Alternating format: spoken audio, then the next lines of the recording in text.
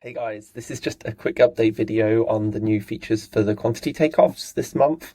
So when you first set up a project, you'll see here the different AI agents you can use on the project for different tasks. So I'm going to click this quantities takeoff one. And what you can do is drag and drop the PDFs into here, and then you select which type of quantities you want from the drawing.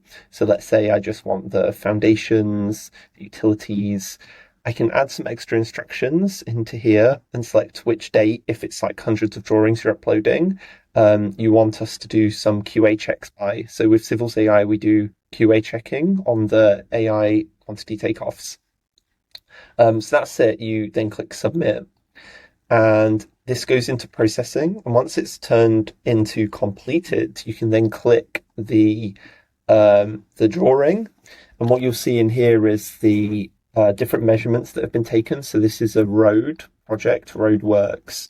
And what you have here is both the areas measured for the road surfacing and also these utilities lines. You see here like water line, you see the different sizings of the pipes, sanitary lines, and you have counts. So here we've also counted different manholes. And from here, what you can do is you can click this edit results button.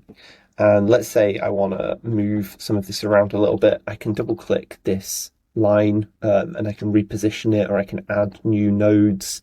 I can reshape all of this line that we have in here. So we've made it really easy for editing, and then you just click off and it saves your results. And that is edit mode. So once I'm happy with all of that, I can actually click to export the results. So I can click here, export Excel, export the PDF, and this will take my measurements off into Excel. And what you'll have is a breakdown here of the different drawing sheets. So if there's different drawing sheets or different views, then all the quantities will be broken down into this view, including any extra information you ask for measuring.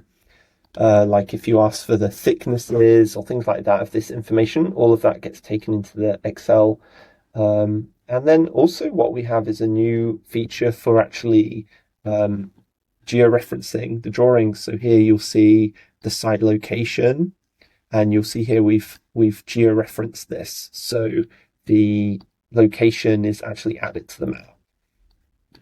And then from here, I can actually download this and take it into, I can also download this shape file for the georeference drawing and the measurements. And then I can take this into Google Earth, for example. So you'll see the same project in here that I've added along with the different utilities locations. So we've made it really easy to bring data in and out of Civils.ai into other tools.